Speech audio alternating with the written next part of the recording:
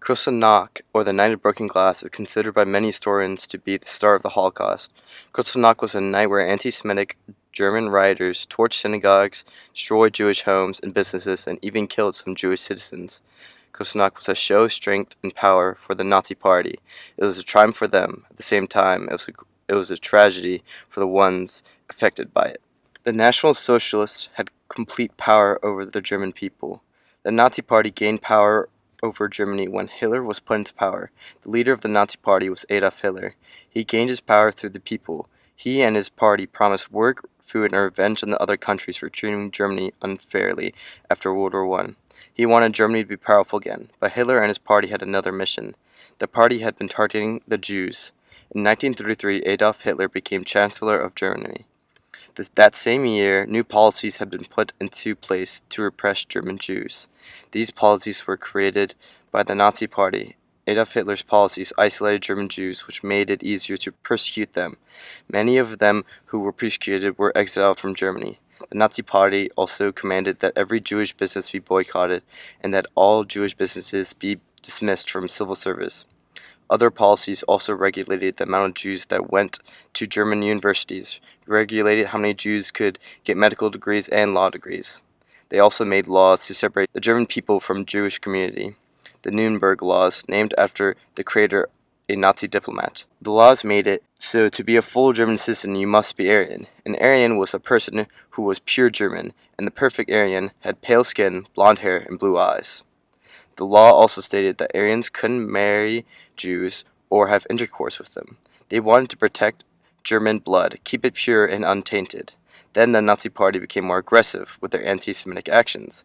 In May 1933, the Nazi Party rounded up all Jewish and un-German authors' books and burned them all. It was a communal ceremony at the Berlin Opera House. The Nazis convinced the German people that the Jews ended World War I and caused them to lose the war.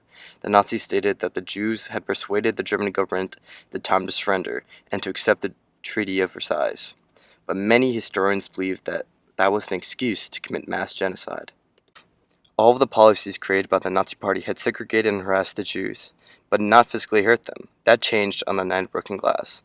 In the fall of 1930, a 17-year-old German Jew who was living in Paris learned that his parents were exiled to Poland by the Nazi Party, even though they had been living in Germany for years. His name was Herschel Greenspan.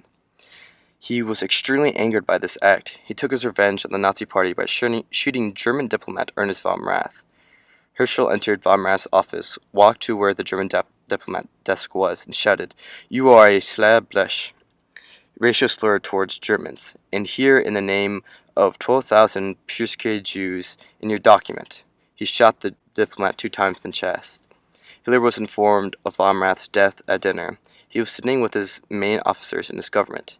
He pushed away his dinner and leaned over to Joseph Goebbels. He told Goebbels about anti-Jewish riots that had been taking place around Germany. Hitler then said that while the party should not organize similar demonstrations, it should not stop any that might occur spontaneously by the German people. Hitler implied to Joseph Goebbels that the party should organize riots in secret so they wouldn't be blamed for the riots by the rest of the world. Hitler then walked out of the room. Joseph Goebbels then stood up and gave this speech. "I have news here for you tonight, to demonstrate what happens to a good German when he relaxes his vigil for one moment. Ernst von Rath was a good German, a loyal servant to the Reich. Working in Paris, shall I tell you what happened to him? He was shot down in the course of his duty. He went unarmed and unexpecting to speak to a visitor at the embassy, and 2 bullets pumped into him. He is dead now. Do I tell you the race of the dirty swine who perpetrated this foul deed? A Jew! Tonight he lies in jail in Paris, claiming that he acted on his own, that he had no instigators of this awful deed behind him. But we know better, don't we?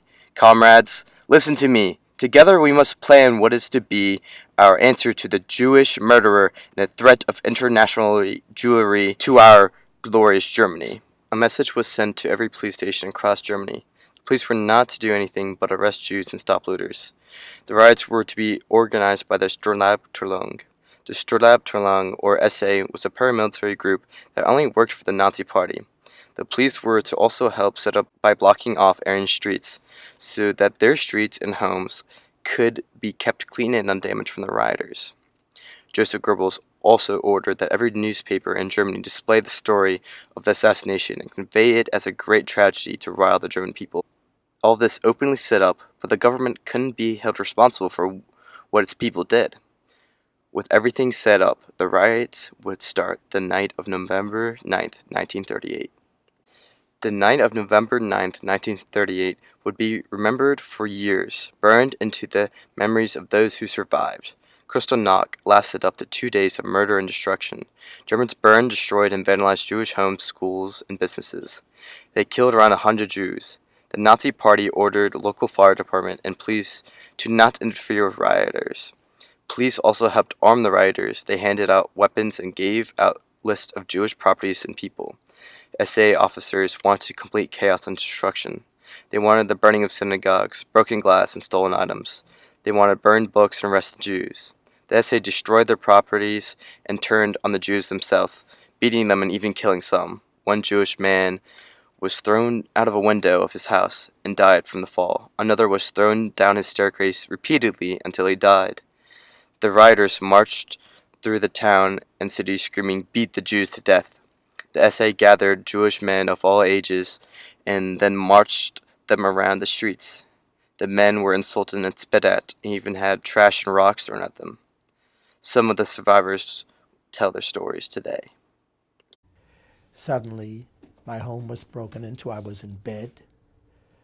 I was asleep, and about 6 Nazis came in, smashed everything, and I remember I had a picture that was glass covered.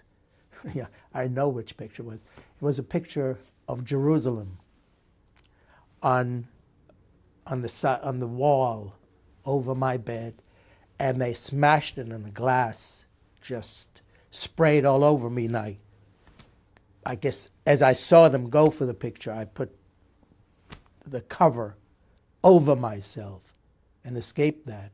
And they broke everything they could get a hold of in the house. And then they left. I see a mob scene in front of our house, and windows were broken, and they were stealing the silver, they're stealing the dishes, they're stealing clothing, anything that was not nailed down, they were stealing from our house. And as I walk into the house, my my mother said, "What are you doing here?"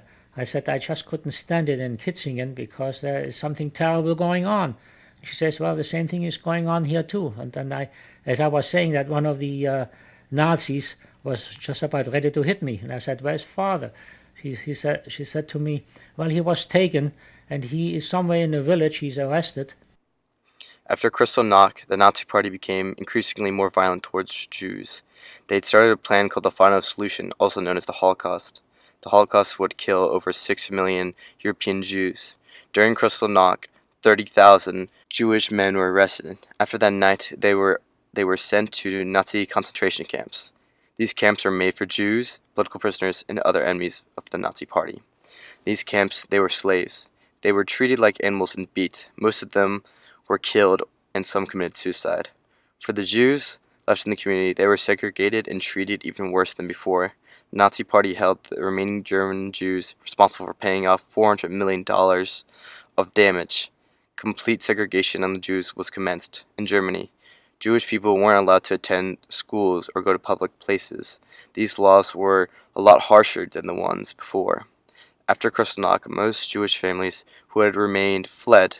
They went to places seeking asylum, but most weren't given asylum, especially ones seeking it in America. The waiting list to get into America was around 55,000 people, but only 5,000 made it in. Nazis had a short-term triumph. They had a complete grip over the German people and worked on their Jew problem.